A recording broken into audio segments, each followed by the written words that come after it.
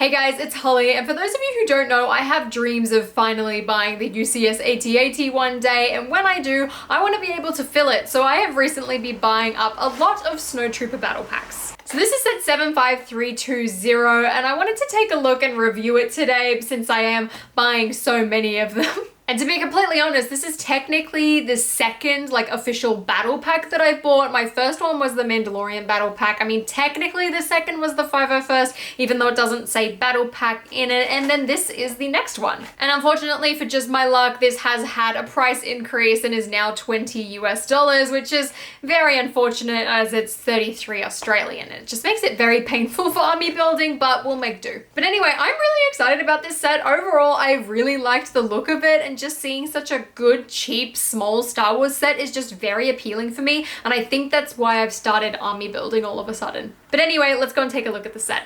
Here is the Snowtrooper battle pack all built up, and overall I feel like this pack is really substantial. I think there is a lot of value in here despite sort of having that extra price hike. I do think it is pretty well justified with what is included, but before we take a look at all of these builds, let's have a look at what you're buying this for, and that is the minifigures. First up in the Snowtrooper battle pack, of course, is the Snowtrooper, and the design of these are the exact same as the UCS AT-AT, and I believe as well the 40th anniversary AT-AT, which I currently do own but have not opened, and overall I really like the design for these troopers. I think they look amazing. I love how cleanly the leg detailing continues on from the torso. It looks really slick. There's a lot of neat detailing, and I think they work incredibly well. Underneath as well, each of the hoods, there is a different head variation. This one in particular has this sort of angry female face. Another one of the Snowtroopers has this black sort of angry face. And lastly, there's that white sort of angry Tom Riddle head that's appeared in a couple of Star Wars sets. Personally, I appreciate that there's 3 different heads under all of these, because at the end of the day, you can't really see the head at all. I could swap these out with just random minifigure heads that I have, and then I'd have more different skin tones as well as face prints for just other minifigures in my collection.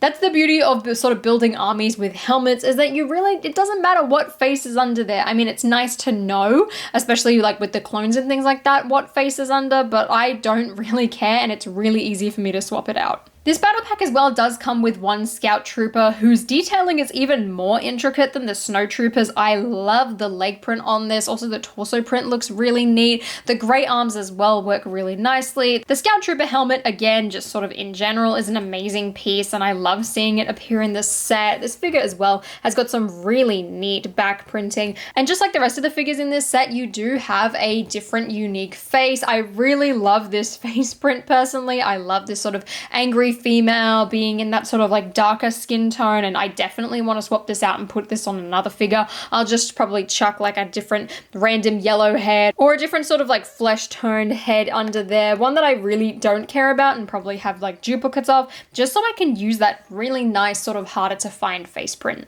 So starting off with this set, I actually want to talk about the largest aspect of the build, and that is this giant snow clump. I do love how this is built up with all of the angles, so you can actually pose and position quite a lot of troopers really easily, looking over the trenches. I thought it was really neat and really well done, and I think for the amount of pieces as well, it is pretty substantial. I mean, if you're buying several of them, I don't really know what you're going to do. I mean, you could sort of piece 2 of them together and make an even bigger snow clump. You could build one of them backwards and then have like a really long line of it. But overall, I love the slope pieces that are used. I love how there were studs to almost represent sort of snowballs. You've even got the little gray slopes of sort of rock poking out. And there's even a section at the back in order to hold some binoculars, which I thought was pretty neat, especially because you can always swap that out and just stick one of the blasters there. You've even got a tiny room of studs in order to pose a little Snowtrooper. I personally don't find that it's very useful, just considering how sort of close they are, but at least it was provided.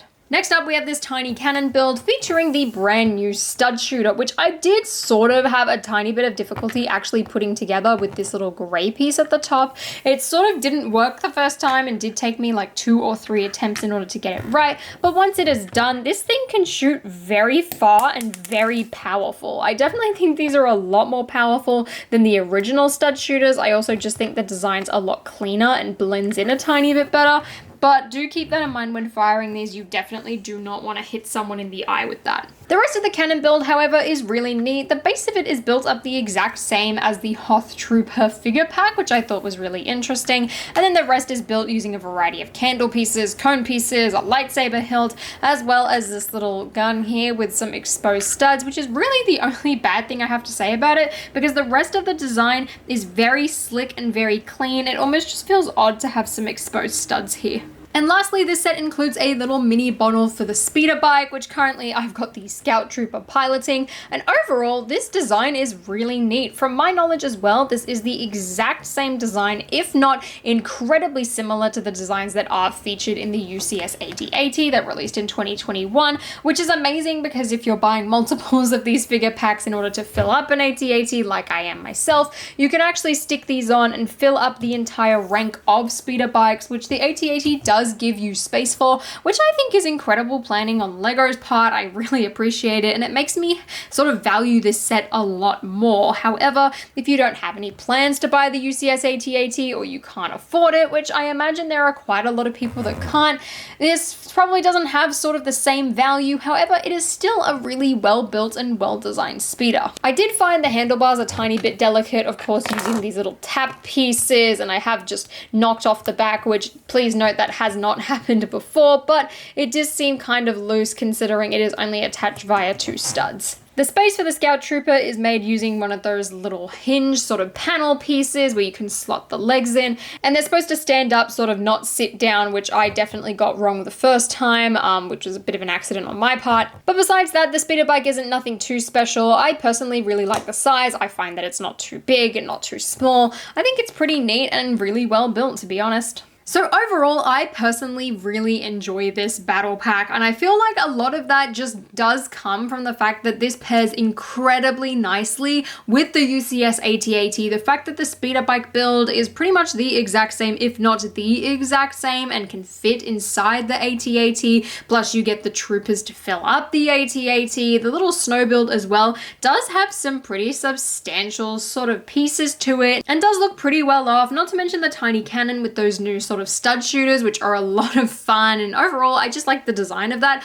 I feel like the price is pretty well justified. Don't get me wrong, I don't like that there was a price rise, especially considering I was really starting to get into army building, but I don't think that it is completely ridiculous either. Currently at the moment, I own 2 of these sets and do plan to buy enough to fill up the UCS AT-AT, because eventually that is something that I would like to purchase. So I want to get a lot of these while these are still on shelves. Ideally, I'm going to try and get them on sale or discounted and probably use it to top up an order if I'm close to a promo or something like that. And I feel like once I get to sort of the end ones, I probably won't know what to do with these little snow builds or the little cannons, or maybe I'll run out of speeder bikes as well. But I still feel like it's a good enough price point that it's not too bad to get your 4 minifigures. Though it would have been nice to have 5 figures in a battle pack now with that price increase instead of still having 4, but at the same time I feel like I'm asking a bit too much out of the LEGO Star Wars team. But let me know what you guys think of this set. Do you plan on buying a couple of them? Do you want to fill up an AT-AT like I do? And if you guys enjoyed this video, please give me a thumbs up and consider subscribing to my channel down below. And until next time, I'll see you later.